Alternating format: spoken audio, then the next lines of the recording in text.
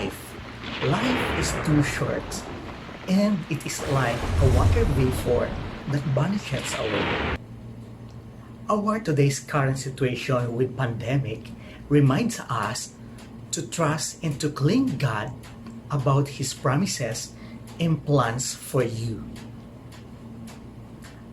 Well, this is your Cheaper How, and welcome back to my blog, and welcome to my 14th day of home quarantine. Saudi Arabia is one of the countries fighting against this COVID-19, and they are imposing rules and regulations such as social distancing in public places, and wearing of mask is strictly mandatory. And if you are caught violating these rules, there is monetary penalties or even put you to jail. Well, I believe this is for our own concern because every day there are 3,000 to 4,000 confirmed cases of this COVID-19. People who has been affected with this virus are so distressed and feeling hopeless. And they have learned something. But for me, what I have learned, just watch this. On my first day, I learned how to have hope. Hope is a simple word and yet can mean so much to anyone going through a difficult in your quarantine time. Hope is the power to believe that anything is possible. With hope, there is that window of opportunity or new light for reassurance that the possibilities are endless, and as long as you believe, anything can happen positively.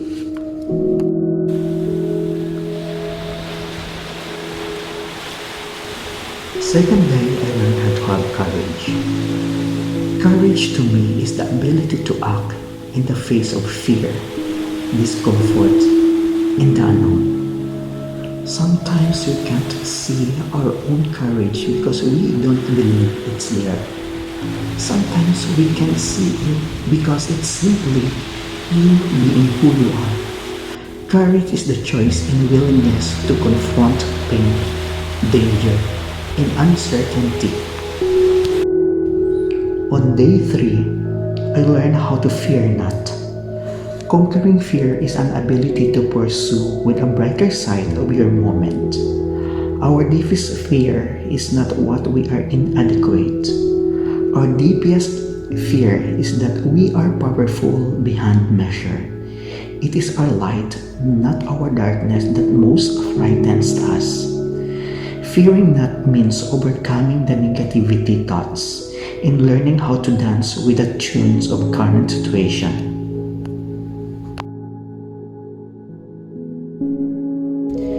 Day 4, cheerfulness. Finding happiness and being cheerful in your quarantine days create possibilities and opportunities. Opportunity to thank for all the blessings you receive, and possibilities to eliminate unhelpful thoughts. Find what makes you happy and engage in some activity online that create a smile in your face and laughter in your heart. On day 5, I learned how to have peace. Peace, or a peace of mind, is a mental state of calmness or tranquility. It is a freedom from worry and anxiety. If you have racing thoughts and find yourself worrying in your situation, you are truly distressing yourself. Try to listen with relaxing music like Christian song, inspirational speakers, and for sure, you will achieve the inner calmness in your quarantine time. On my day 6, I learned how to anxious not. When we receive bad news, the first things we act is being nervous, worried, and uneasy. Most of the positive cases with COVID-19 and even on the process of quarantine are distressing themselves with negativities. Being anxious and pessimism is not constructive. It is manipulating your inner mind. It's much better to focus on possibilities like be joyful and take hope in and choose not. Day 7. Protection. God is our protector, our faithful God in every way. Will guard us with His shield and secure us in His loving arms, regardless of what we feel right now, regardless of who we are affected or not. This is one of His promises to protect us, and I felt God's protection while on my own quarantine. On day 8, I learned how to be strong. When we're on process on our quarantine or healing to those who are affected, we need to be strong.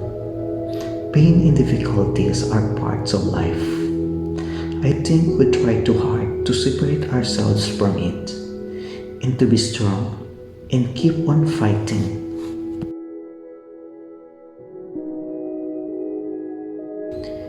On my day 9, I learned how to care.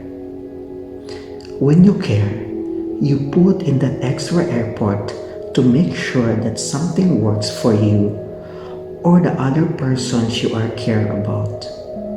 Staying home in your quarantine is simply shouting out that you care for somebody, casting all your cares upon Him, for He cares for you.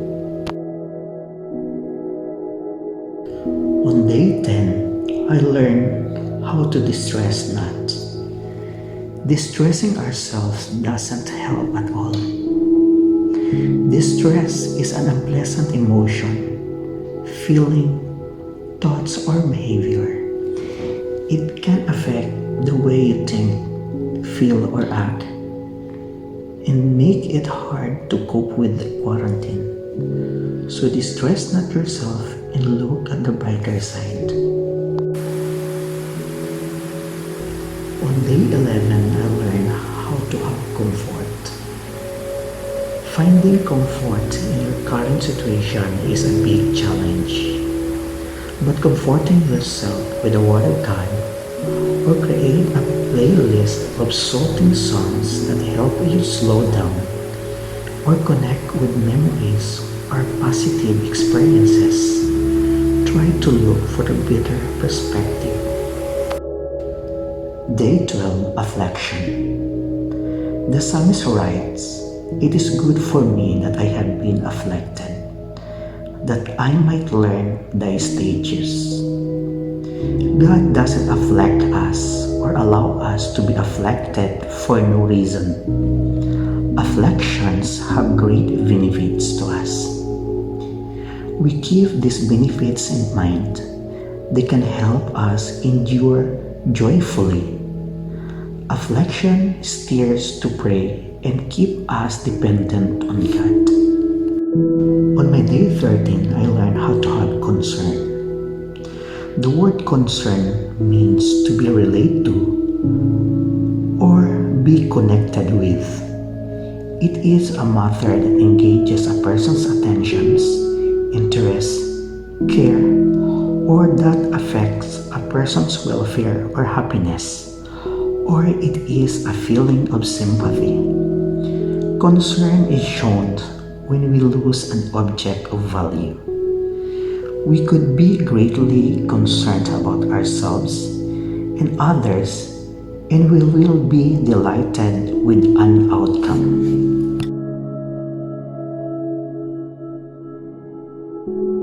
On my last day of quarantine, I learned how to trust more to God. Trusting God regardless of your quarantine or circumstances is really a great help.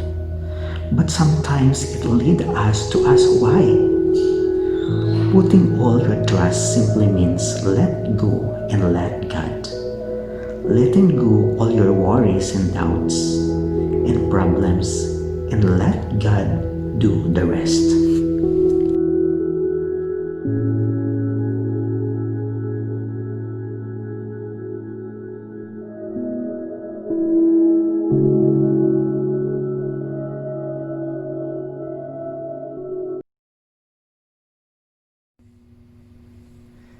So guys, thank you so much for watching this video. And if you aren't yet subscribed on my channel, please don't forget to click like, subscribe, and bell icon for more videos updates. How about you guys? What have you learned in your quarantine days? Please drop your answer in our comment section. And just remember, your learnings will be our lesson too. Again, thank you so much and see you on my next vlog. Have a nice day and God bless everyone.